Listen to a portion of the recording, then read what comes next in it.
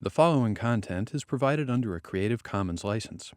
Your support will help MIT OpenCourseWare continue to offer high-quality educational resources for free.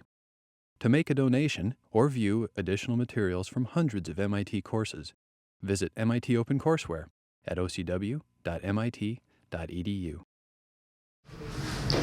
Okay, welcome to course design today, how to plan a course and avoid the pitfalls that many courses fall into.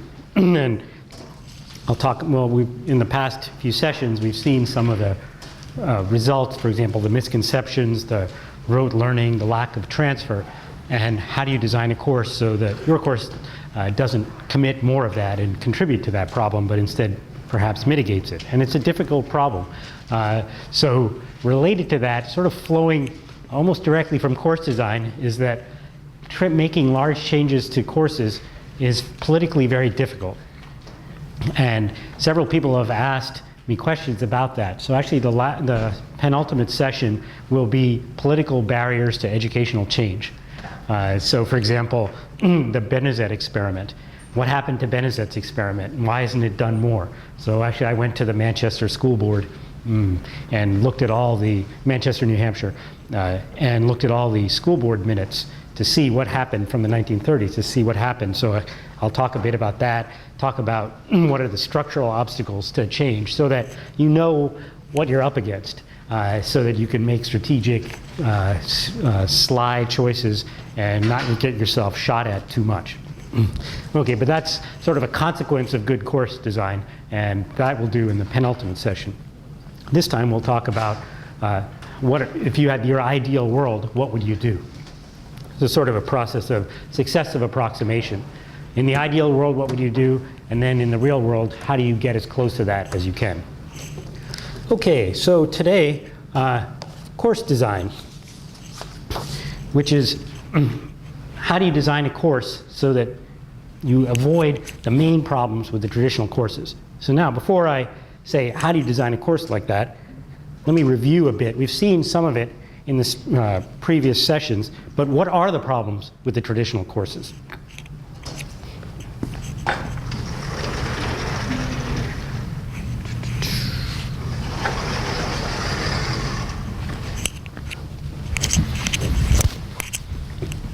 So the problems with the traditional courses in broad outline are, one,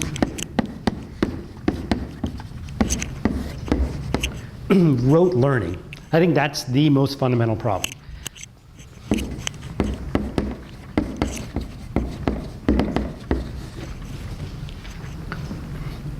So we've seen many examples of that, and I'll just remind you of a few, and I'll show you a couple. So I'll remind you of a few just to summarize it in 1 second. And related to rote learning is that there's no transfer.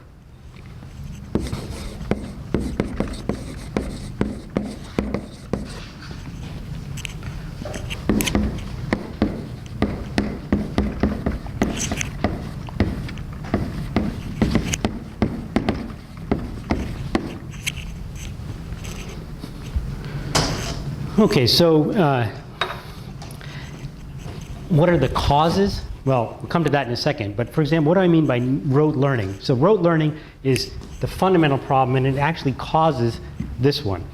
So if you learn by pattern matching, you're not going to be able to transfer to a new situation unless you've happened to have, by luck, seen that pattern before. But any really new situation will be completely unfamiliar, and you won't be able to do it. So the examples.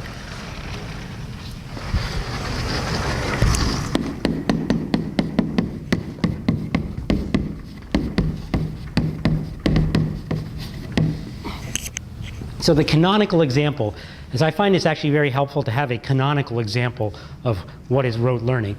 I think this is the canonical example. It's that.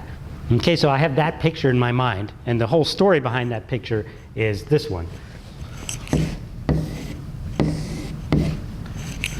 So this is from Wertheimer again. So so students are learning to find the area of this parallelogram, and they move that triangle over there,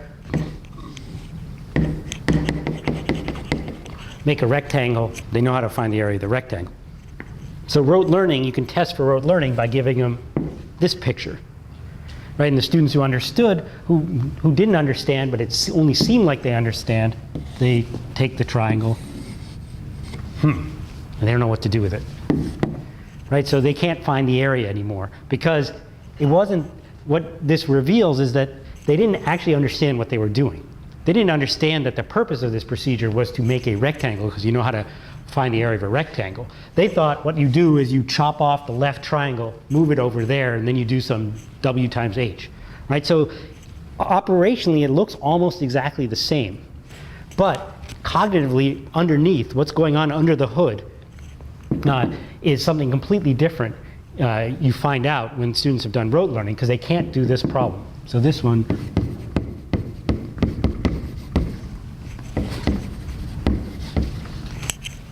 so this has all aspects of rote learning. So if they can't even do this problem, they haven't even done any learning.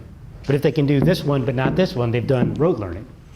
Okay, so now if they haven't done any learning, that's a completely separate problem. Generally not the problem we have. We have problems with students have done way too much learning, but it's all in the wrong direction. So that's one example. Have I shown you folks, probably some of you, the Army bus problem? The Army bus problem is very amusing. So there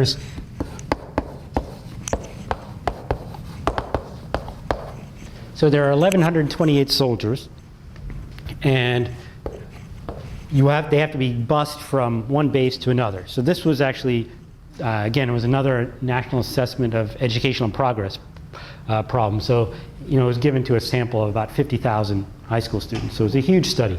And there's 36 per bus that you can take. So the question is, how many buses?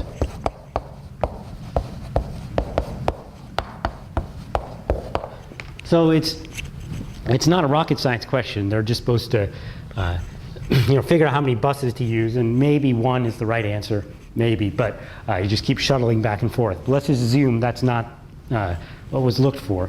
So I'll just give you this, 1128.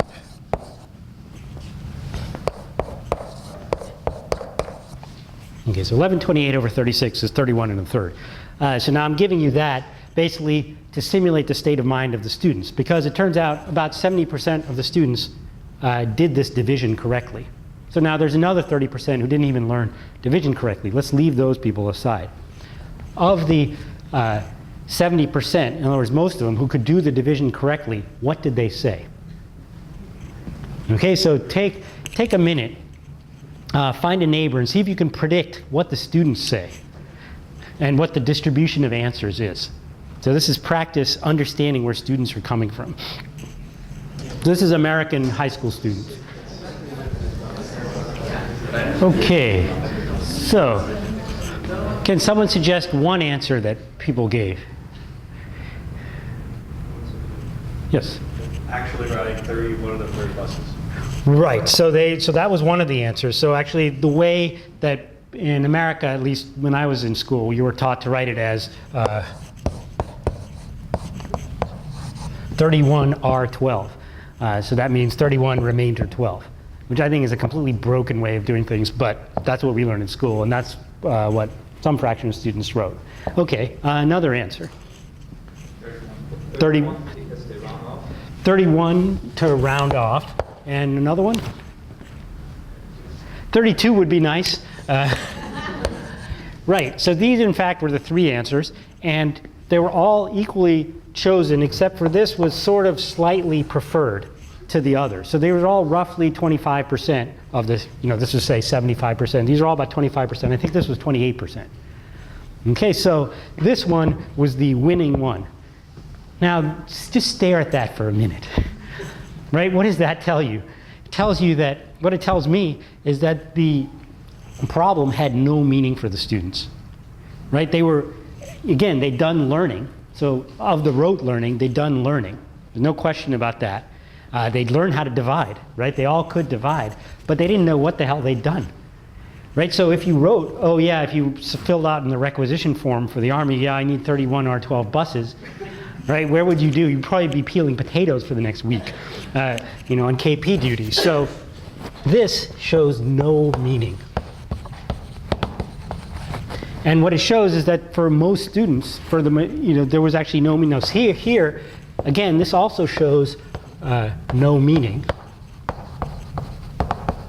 but in a more sophisticated way than this. At least they thought about what to do with the R12, and they came up with the wrong answer, but they thought about it. And here, we'll hope they actually understood.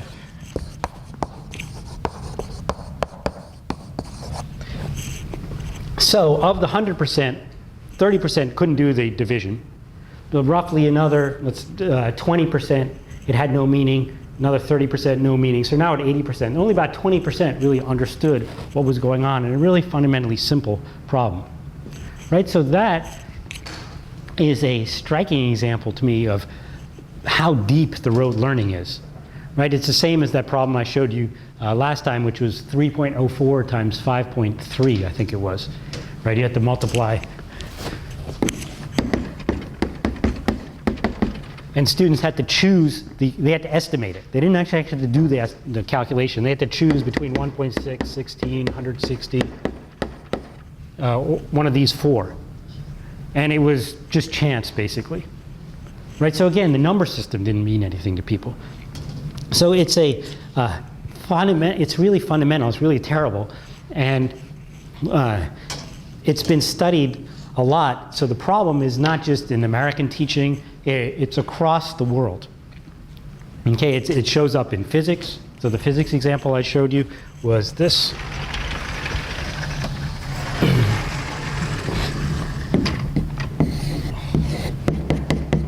So this is the bouncing ball.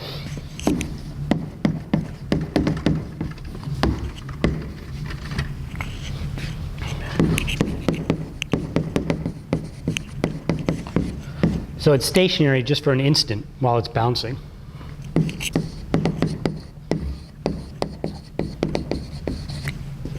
And what everyone drew was that there was normal force equals mg, and there's mg. Why? Well, v equals 0.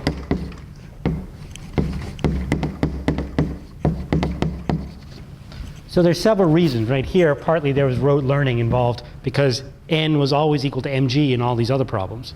Right? So they just triggered off of that. The other one is that there's a deep misconception.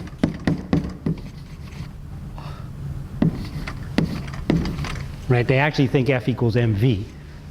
So that's the third. So here, there's deep rote learning. There's no transfer. What are the causes? So there you see one of the causes. Sorry, in that last problem, like, could it be also a problem of like a multiple choice? In the sense that, I mean, It wasn't multiple choice. They were just given the problem just like this. And I don't think anyone who made a multiple choice would ever have dreamt to put that one on there. well, I mean, in the sense that you do need, only 1/3 of a bus, in the sense that, I don't know, you can use 2/3 of the bus to transport other people or something. Yeah, but I think it was phrased like how many buses should you order or something like that. I mean, they should come up with some integer. You should write like an answer. Yeah. Yeah, no, it was a blank, not a multiple choice. It was a short answer. So that's how they could see that they'd done the division correctly or not. And so of the ones who'd done the division correctly, this is what you got. Any question? No, okay. Question? So I have a question. You've shown us many studies that prove that there is a lot of rote learning going on. And a lot of the studies come from the 30s and the 60s. So why is it still a problem today? Oh, so this one was 84, I believe. 83 or 84. And let's see, when were some of the others? So Wertheimer was the 50s or the 40s. Those examples are the 40s. So yeah, you're right.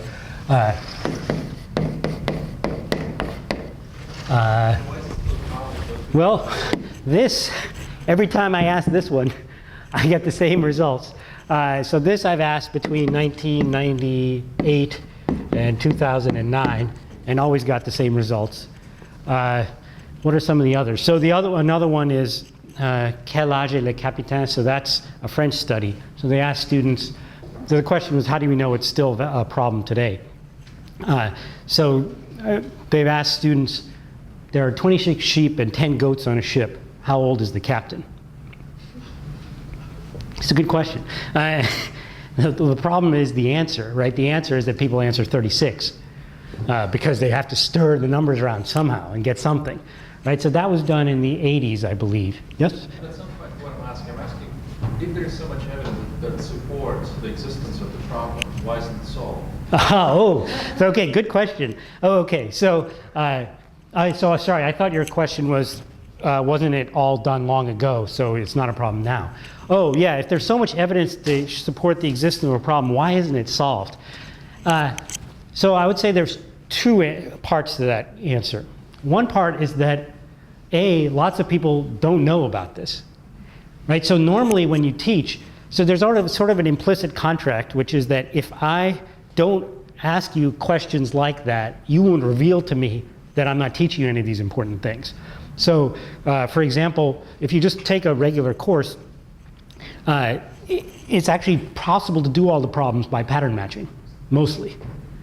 Right? So, as an example in physics, you'll have, say, you're doing circular motion, and someone will say, well, there's a car going around a turn, and the radius of the turn is this, and it's going at 30 miles an hour. What's the force? Or the car has a mass m. What's the force that the road has to exert to keep it in the turn? Well, you don't have to know anything about circular motion. All you have to know is that there must be some formula which has, so let's look at the variables that I just said. There's f is the unknown, m is given, v is given, and r is given. So you just flip through the book until you find a formula with all of those guys, which happens to be f equals mv squared over r, and then you just plug everything in. So you can do all those problems without understanding anything about centrifugal and centripetal. For example, so 95% of students who can find this formula with no problem, if you ask them, well, can you draw me a force diagram? They're 50-50 on whether the force is outwards or inwards. You can ask them things like, okay, a car is accelerating. Where does the force come from? Or a car is decelerating. Where does the force come from?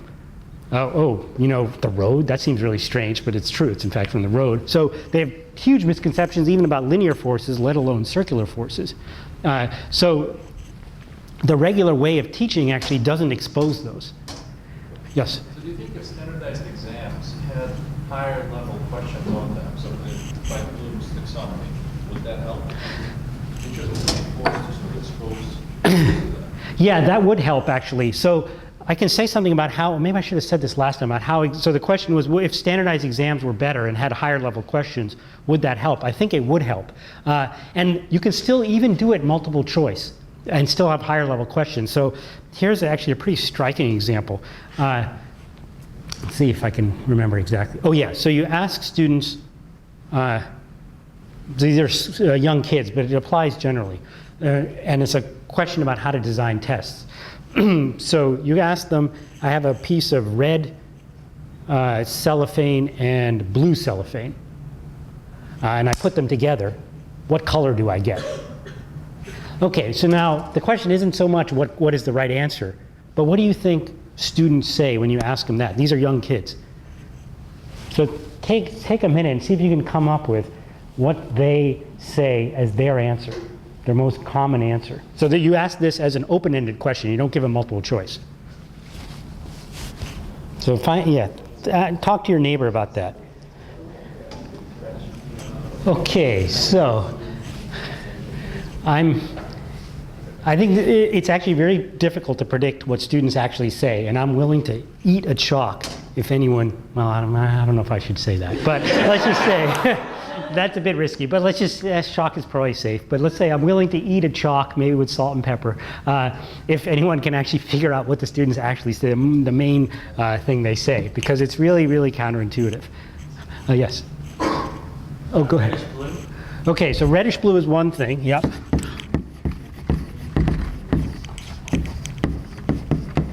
So that's one answer they give, yep. Yes? Brown. Brown, yeah, probably can say that. Reddish Reddish blue is like violet, yeah.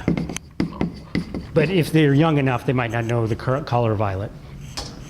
They might, or purple, yeah. How about the same violet and purple? Okay, so violet, purple. Yes?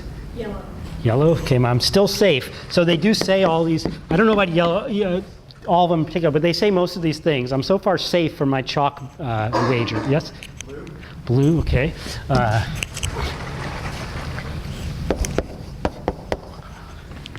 Yes? Black. Black. That would be nice. Yeah. Yeah. Would they say it depends which one is on top? Uh-oh, I gotta eat my chalk. Yeah, so does it matter which one's on, yeah, which, they say in particular, they say which one's on top.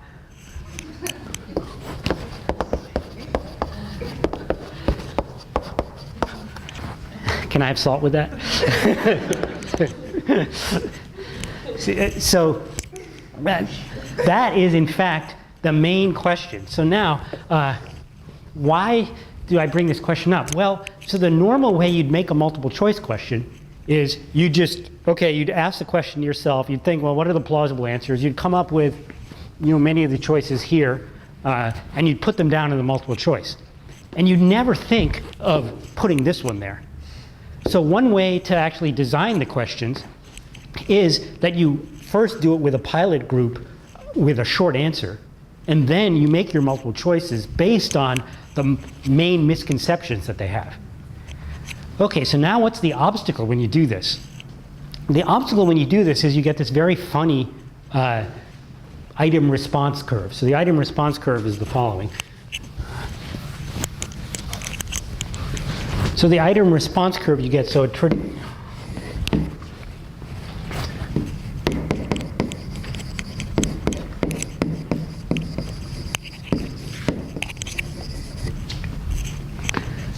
okay, so this is, on this axis is the student's overall grade, and this is the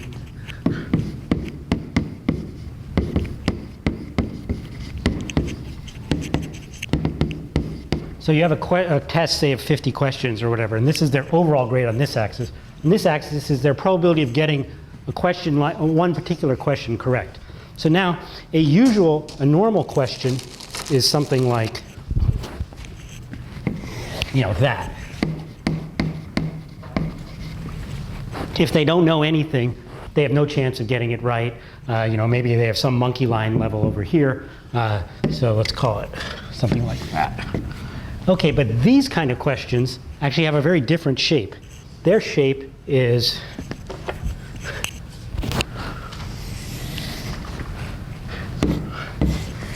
it's shaped like a J. Okay, so what happens is that, so this is the good questions. I think they are much better questions, but they get this shape. So what happens is when the students are just guessing, they're somewhere down here. But as they start to think about it and learn more, then they fall into the misconceptions, right? So they actually go down. Whereas, so they actually can even be below chance. And then only when they really understand things do they get up here. So now what happens, so for example, if the SAT ever contains a question like this, they just throw it out. They say, oh, this question does not measure how good a student we have. It's actually skewed, it's all messed up, so you throw it out. So the standard ways of making standardized tests actually throw out all the good questions, and all you're left with is these kind of questions. So I actually saw an example of this in Cambridge, which was, so you remember the rolling down the plane question that I showed you, I think last week or the week before. So the rolling down the plane question is an intuitive question, it's qualitative, it's hard in some, if you try to calculate a ton of stuff, you'll get yourself in a knot unless you know exactly what you're doing. But if you reason about it intuitively, you can do it quite well. Okay, so that question was then put on the end of year exam for the sophomores. And the examiner said, well, actually, this question was not a good question because it didn't measure who the good students were. So what they meant was that the good students actually sometimes did worse in that question than the not so good students. So they said, okay, we're just going to throw that question out. I mean, they didn't throw it out that time, but we're not going to use questions like that next time. So again, here you had a good qualitative question, and it didn't measure the, quote, good student. So it didn't give them what they wanted, so they threw it out. So if you design a test like that, you're going to fill it with questions that are just sort of low on Bloom's taxonomy, but it doesn't mean you have to do it that way. So if you want to make a test that is higher on Bloom's taxonomy and tests misconceptions, qualitative reasoning, intuitive reasoning, the way you do it is you do it short answer first, put the main misconceptions down, and you just have to be willing to live with this kind of curve.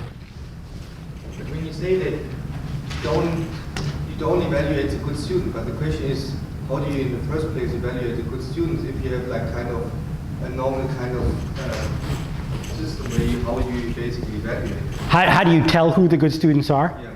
Well, I mean, it's a reification that's going on. I mean, there's this idea that there's such a thing as a good student, and just because you call it that doesn't mean there is such a thing.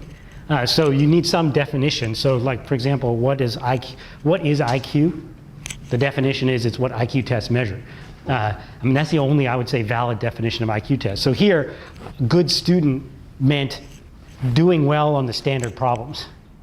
Now, I don't think that's a good definition of a good student, but that is the implicit definition in most courses. So to answer your question, it's the standard way things are done, the implicit definition that makes it so hard to change the rote learning, but also so hard to even see that it's going on. And then the other half of the answer is that, and when you do try to change it, you find all these political obstacles. And that's what we're going to talk about in the penultimate session. But for example, people downstream, and one question was raised about this in the questions, the next courses will say, well, you didn't teach them X, right? Suppose you say, oh my God, I'm teaching them sophomore mechanics and they don't know Newton's 3 laws. Well, I could just do Euler's top and the Herpolodes and the Polhodes and all of that stuff and gyroscopes and all this complicated stuff, which is sort of a nonsense if they don't understand Newton's laws. Or I could actually sort out their misconceptions on Newton law. Well, suppose you take time to do that. Well, then they haven't learned what the Herpolode is, right? So who knows what the Herpolode is? So I sort of remember a while ago, but even I taught the course and I hardly remember.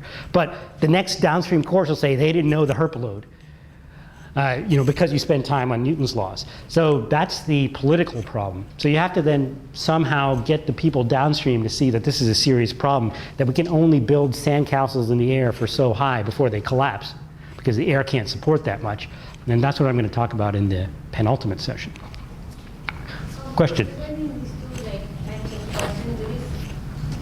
There also the problem what's the purpose of the test? Because if the purpose of the test is to evaluate the students, you don't want to throw in tricky questions.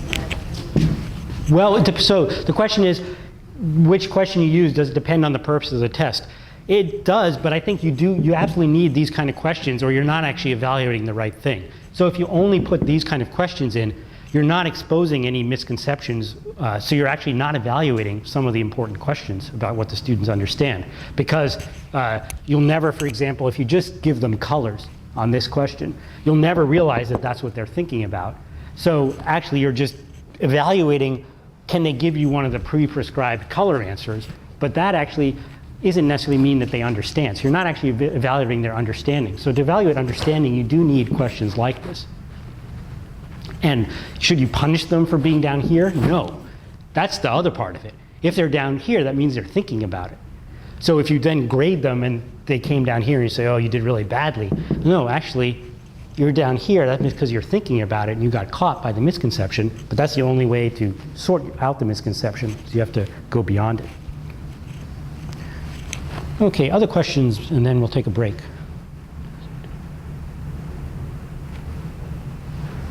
Okay, so it is 10:05 actually, according to that clock plus an hour.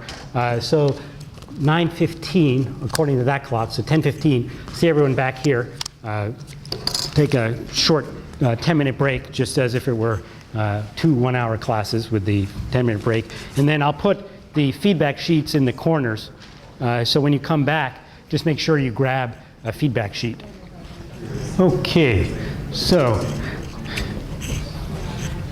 Before, we talked about the problems with what Morse courses do and how rote learning is a primary product, and as a consequence of that, there's no transfer to new situations. So the knowledge is very brittle.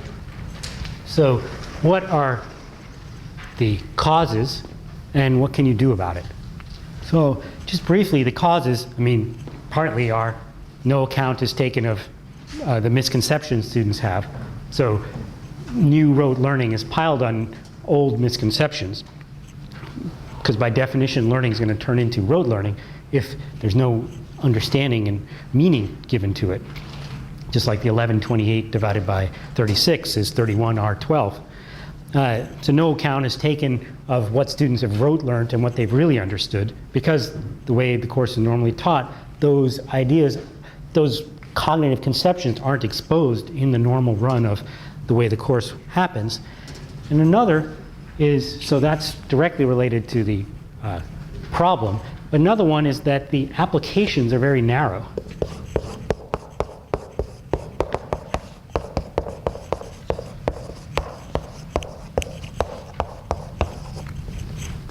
So because the applications in the class are so confined to the same area, it's very easy to produce rote learning.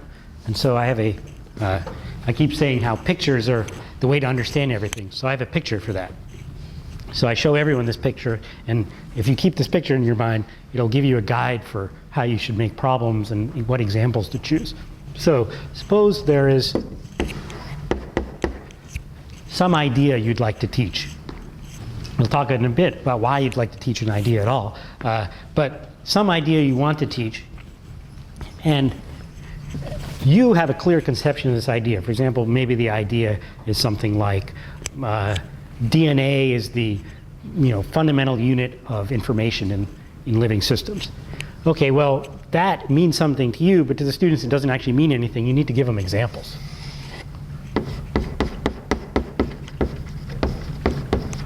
So you give them an example. Or a related one is you have some idea which is dimensional analysis. Right? And you want to give them an example of doing it, because just stating the Buckingham Pi theorem for them doesn't really help them. So you do an example. Okay, but now picture yourself back in the student mind. What do the students see? Well, they don't have this idea as a separate unit yet, because they're still students, and the purpose of the course is to teach that. So they haven't got it yet. So they have this merger of idea and example together. Okay, so they see this big package and have trouble making that division between idea and example. In other words, between transferable idea and thing that was particular to the situation. So, of course, what do? You give them another example. So the normal way it's done is here's your second example.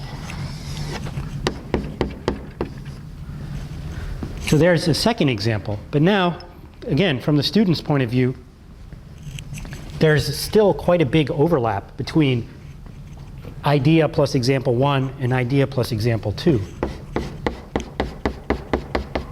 So that overlap is what if they intersect the things mentally in their head and see what's common, they still get a lot of stuff that's beyond just the idea. For example, if you do a bunch of dimensional analysis examples related to entropy, then they'll think, oh, dimensional analysis is a way of solving entropy problems. Okay, so here, this overlap is too big. So what do you have to do? Pardon? More examples. More examples, and where should they be in this space? Yeah, way around, right? So you should make an example over here. Right, so this example has very little intersection with the other example. Okay, so here, this one, and this one, and this one, they all have very little overlap. So now the overlap among all three is pretty much just the idea. But think how different that is from the way most courses are designed. Right, most courses, the examples, you'll do 18 problems with the ideal gas law, you'll do 18 integration by parts, you'll do 18 solutions of first-order differential equations, you'll solve 18 ion channel problems with the Nernst equation. All of those actually don't teach you the fundamental idea to be able to transfer it. So that's another cause, see, that the applications are too narrow. So you have to choose your applications as widely as possible. And this makes teaching very hard, because it means you can't really, yes, question?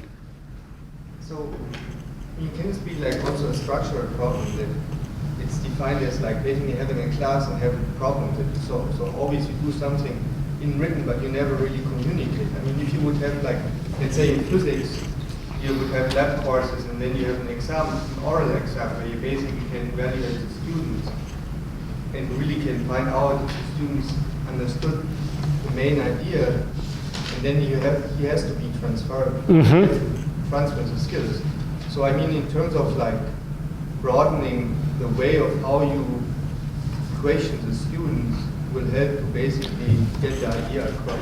I think that's right. So the suggestion was that oral exams actually, in general, it's true, are a much better way of evaluating whether the student understands or not. It was very disconcerting for the students, because I think I said this last time. Basically, in an oral exam, as soon as the student understands something, you ask something else.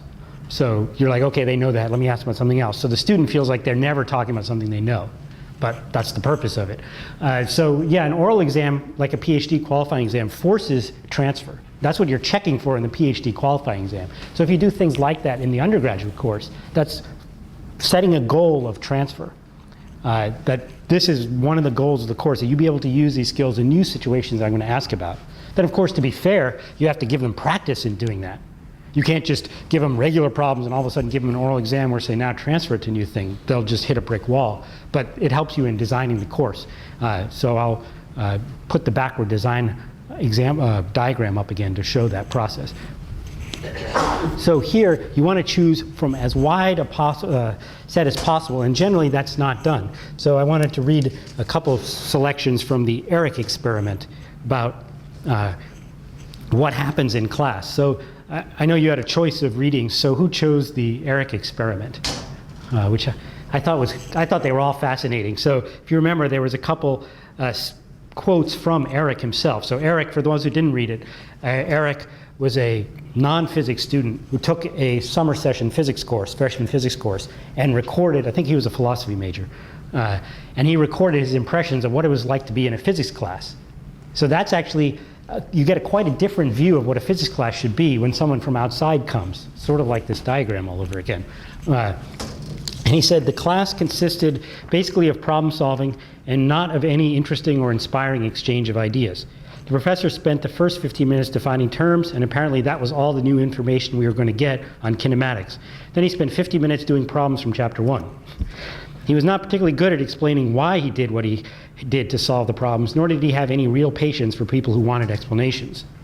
You know, the why, what were the ideas, why would you do it this way rather than that way, those weren't generally part of the course. So by not making them part of the course, you're actually pushing towards their rote learning. And that doesn't mean that there are not all these interesting questions. So later on in the selection, he says, well, actually, I wonder about all the names the physicists give. But there was no space to ask those questions in class. He says, action-reaction, that's Newton's third law, that presupposes a cause and effect relationship, which implies duration. But in physics, actually, action-reaction happen simultaneously. So those are the kind of questions that he's asking himself, Eric, the student, that get away from rote learning. But the structure of the class doesn't encourage anything like that, right? So whatever, and the only reason he has time to think about that is he's not actually trying to just survive the class. He's sort of going in as an experimental student. Whereas the students who are just trying to survive the class, if any thoughts like that occur to them, they just say, forget it. No time to think about that. Have to solve the 10 problems on the end of chapter 3 right now. So those are the causes. What do you do about it? Well, there are several principles of design. So last time I talked about two organizational principles, the signals and systems model of how to teach a course.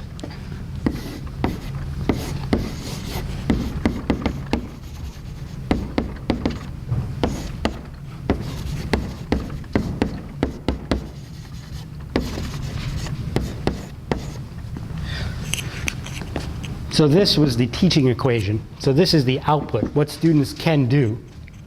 So you choose that. You also have to understand students. Students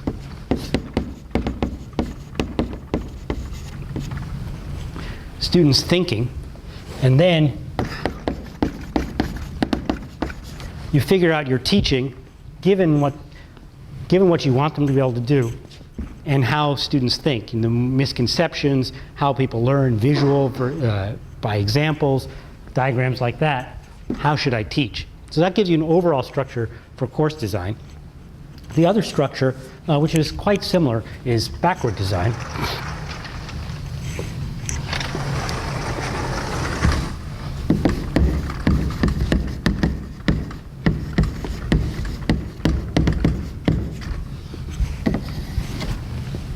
So backward design, you invert the normal order. So the highest level in backward design is, that's the end over there.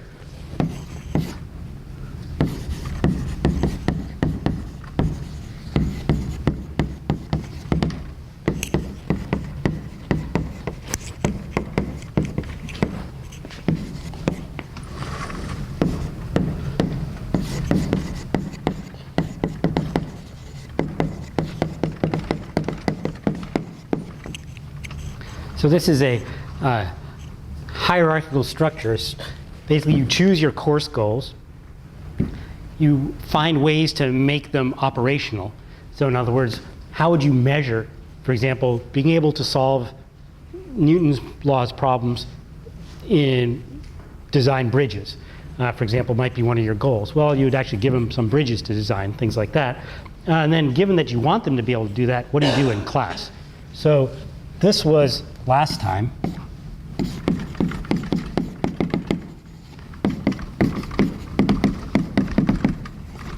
That's this time, and this is next time.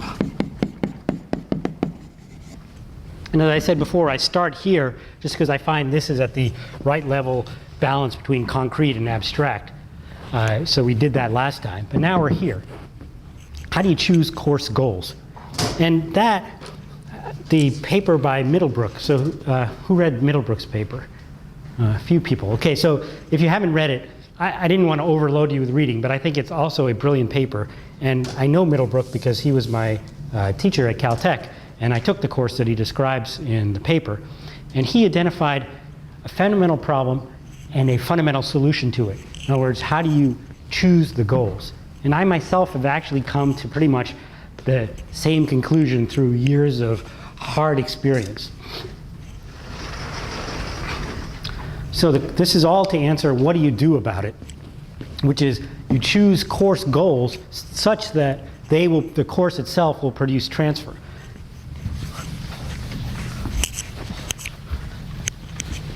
So let me explain the problem that Middlebrook identified and what his solution is. So this is, his particular class is an analog circuit design class. And generally the way analog circuit design is taught is you have a circuit and you ask the students to analyze it.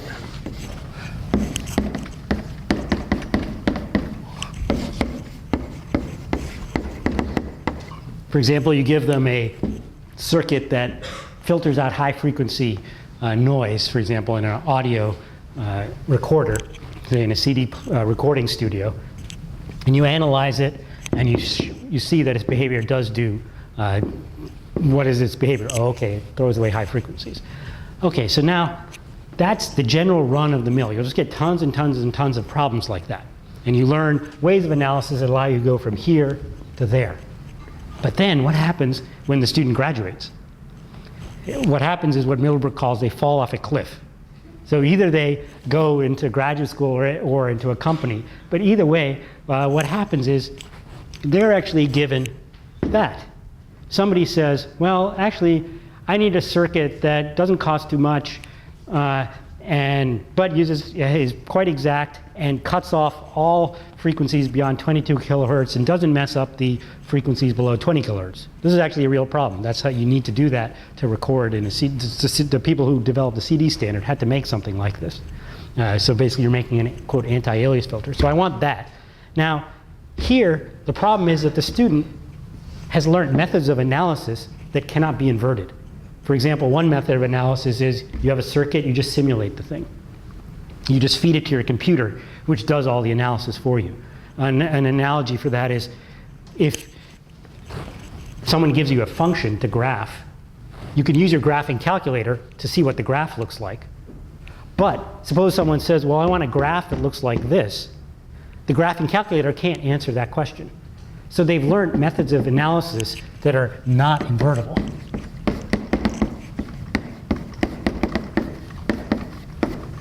Okay, so they're actually useless because the real world problem is exactly opposite of the school problem. The school problem, the circuit is the start. In the real world, the specification is the start.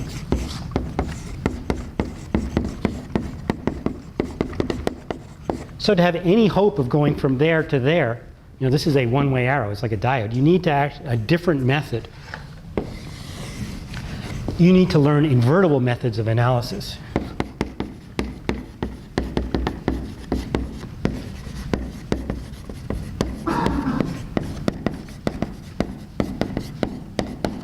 So if you have invertible methods of analysis, you can go both ways. So, and this problem, I think, is central to many courses, not just to this particular analog circuit design course. So then what Middlebrook slowly evolved to was not just teaching invertible methods of analysis, but he made those the foreground of the course. As he described, I found in teaching this stuff for a long time, I've actually had to put names and words to ideas for the students to get hold of them. This came about because for a long time I taught by example. I used a lot of methods, saying we're going to look into the properties of a certain circuit, and I would use some shortcut method or trick that I thought was a neater way to do it, and I just showed them this without actually emphasizing the method. That was fine, but when they did the homework problems and exams, their minds just automatically reset to the old way of doing it. So that didn't work very well, and I finally realized I had to give names to these things, and those are the names that he introduces in the paper. So those names, some of those are specific to analog circuits, some are general, but it's the giving of names that is the central cure. So you give names to the big ideas in the course, and you don't just use them in passing, but you make them the focus of the course. So let's see.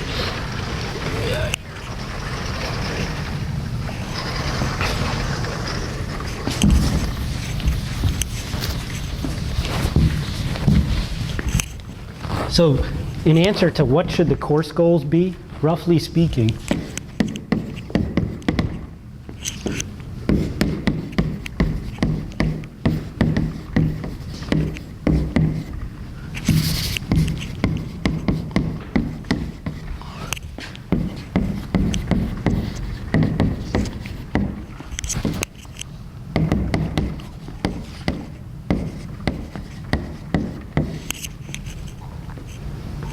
okay, questions about that?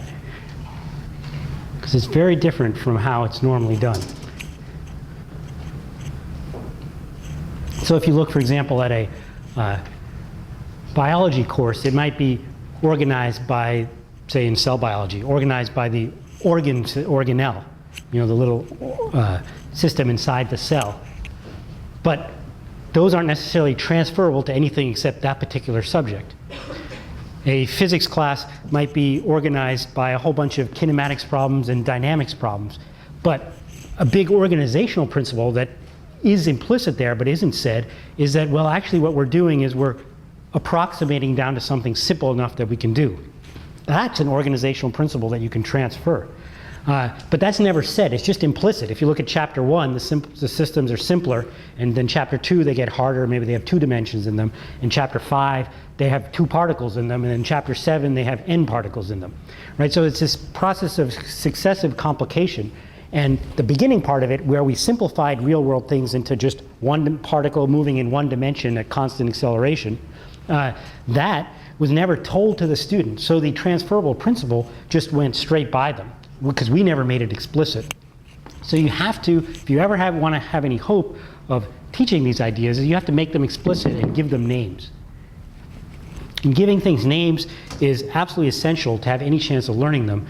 And this was known in all the, the old legends, right? The gods did not want the mortals to have names for the gods. right? Because it would give the mortals too much power over the gods. So the god, some gods were he who has no name, and maybe only the high priest knew the name. Well, you don't want to be the high priest, right? You want to share the names with the students, and that involves a lot of thinking. And that's where most of the work in course design goes, is figuring out those main ideas, those transferable goals, and ways of reasoning that the students can use no matter what they do. And then to teach them, you need to have it from as wide a set of examples as possible. So for example, to give you an illustration, when I teach dimensional analysis, which is the idea, when I want them to be able to use it wherever, the first example, I forget whether it's the first or second, I sort of flip it around. The first example is in economics, because you can identify a lot of bogus stuff in economics because it has wrong dimensions. So I want them to see it there. The second example is solid geometry, volumes of tetrahedrons and cones and things. And then we do sort of a more standard physics one. So I want them to see the broad sweep of this idea so that the idea comes clear. So the thing to do is to identify large ideas. So these are the... Okay, so to practice, choose right now a course in your own mind that either you are interested in teaching or teaching now or would like to teach, and see if you can come up with some big ideas for that course. Okay, so just to practice what some big ideas are. And I will show you as an example the large ideas just to give you an idea of what they are. I'll show you the tree for my approximation course, just so you can see what level these ideas kind of live at.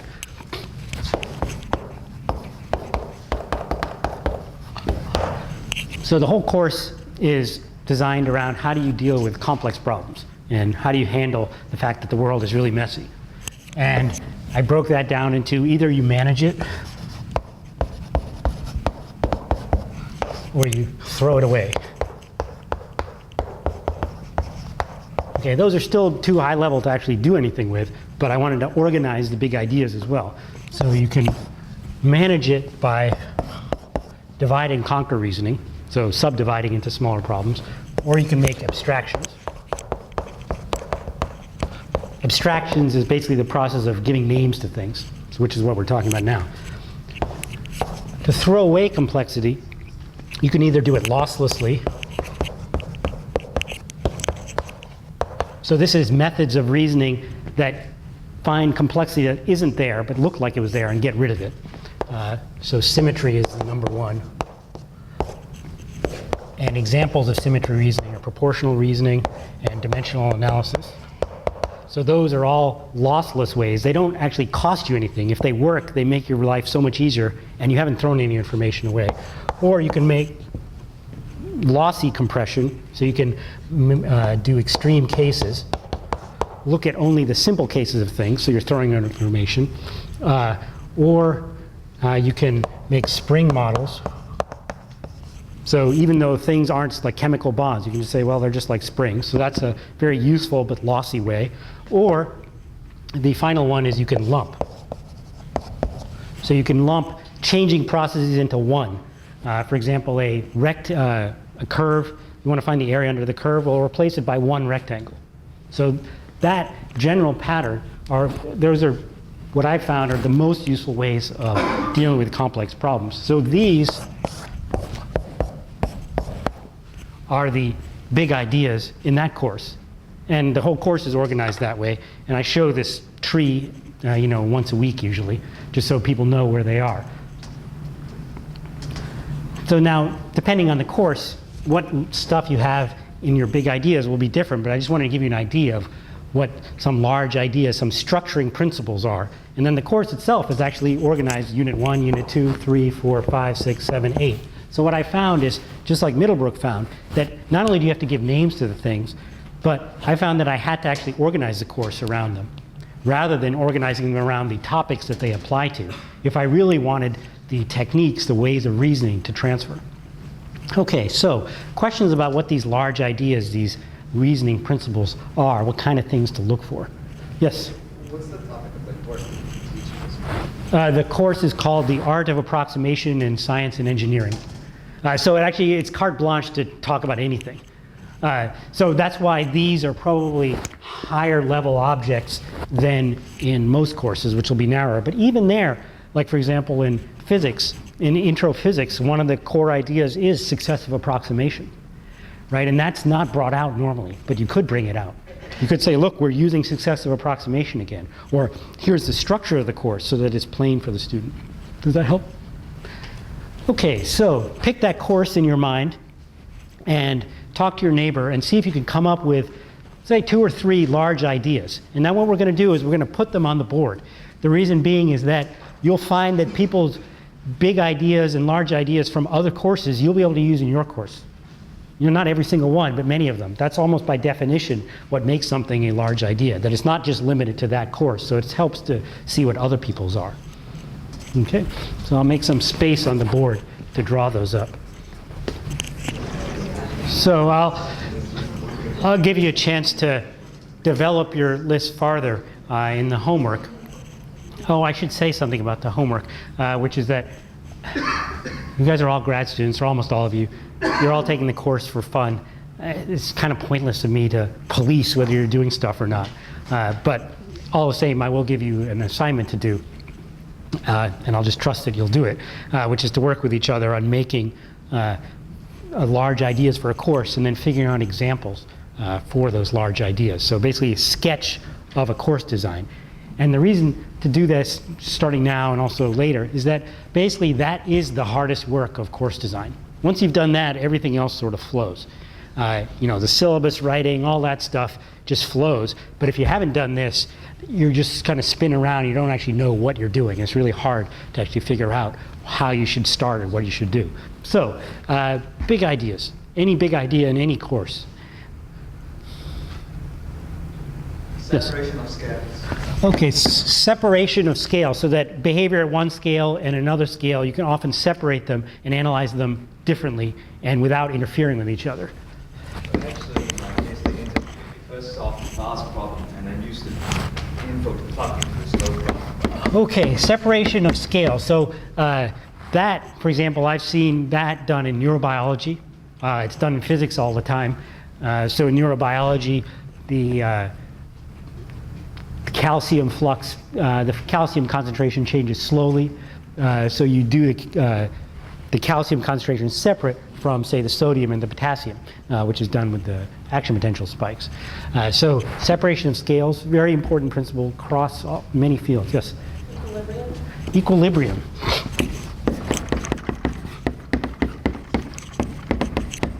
So equilibrium, right away you can see, if you really want students to understand the value of equilibrium, you have a whole set of examples to use, to steal from, right? You can use chemistry, physics, mechanical engineering, and they all have slightly different senses to equilibrium, statistical mechanics, but there's some core idea that's the same. And so it also is an argument for team teaching, or actually talking to colleagues from different fields to steal examples from them. Yes? I don't know how to describe this, but it describes a process which we all do in research. Yep. And that is how to deal with a scientific problem. So how to identify different scientific problems. How to design a hypothesis and experiments that we can do that. Okay, so identifying, pardon? Oh, so identifying a scientific question and how to start studying it. Yeah.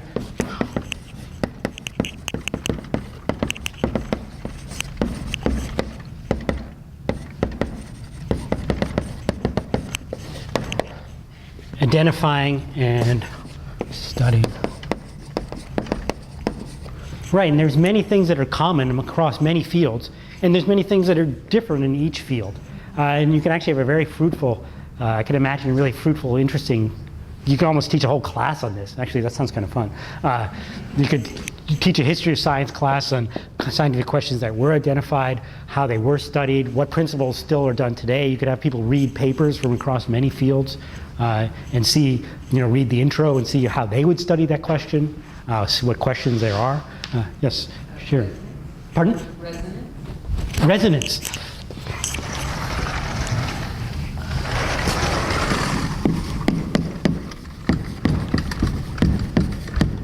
Right, resonance you can have a field day with, right? It's in electric circuits, it's in mechanical systems, you know, the Earth-Moon system, the tides are driven almost on resonance by the moon and the sun. Resonance is everywhere. It's in mechanical systems. There's beautiful films you can show of the Tacoma Narrows Bridge. I think the London Millennium Footbridge as well got hit by resonance. So resonance, another very transferable idea, yes? How to develop intuitive models? Okay, so how to build models.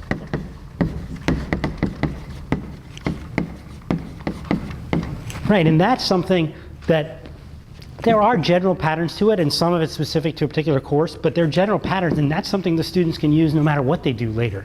Right? That's what, whenever you go to a new field. So there's a Nobel Prize winner at Harvard, Walter Gilbert.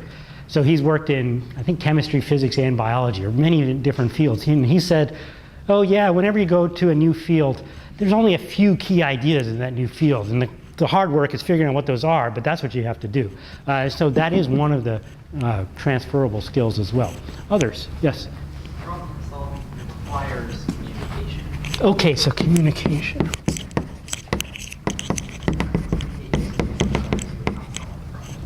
Right, if you can't communicate, you haven't solved the problem. And, which reminds me of my Caltech students when I had them keep a journal, and then I told them I wanted them to explain the journal they liked, but then I said on the homeworks, I want you to explain your reasoning so that it reads. It's not just hence and thus and therefore. And they said, well, why do we have to do that? You know, we're physics students. I said, well, later on, you're going to have to communicate your answers to someone. They said, oh, we'll just hire someone who does that. So then I said to them, well, how are you going to explain it to that person? How will they know?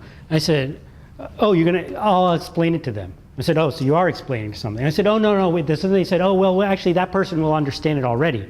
So then I said to them, well, so that person understands it already and can communicate it, and you just understand it. Who are people going to turn to? So only then did they agree that it was a good thing to actually write problem sets so they could communicate. So that's something you can teach in any field and across fields. You can look at scientific writing, you can look at writing scientific papers, you can look at giving presentations, doing it on problem sets as communicates. You can have students exchange problem sets with each other. If they can't understand the other problem set, clearly it wasn't communicated. Other transferable ideas, yeah? Coordinates. Yeah, so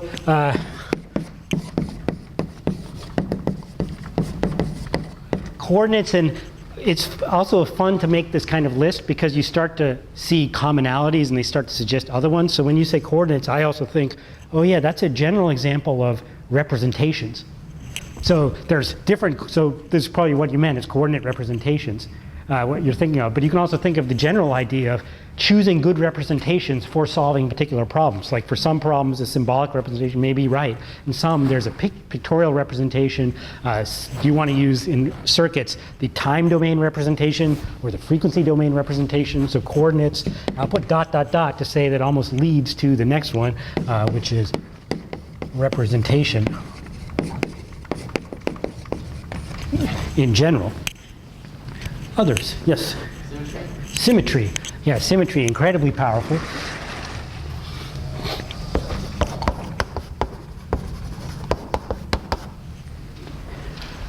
Yeah, Adrian, and then you're next, yeah. Linear approximation. Okay, so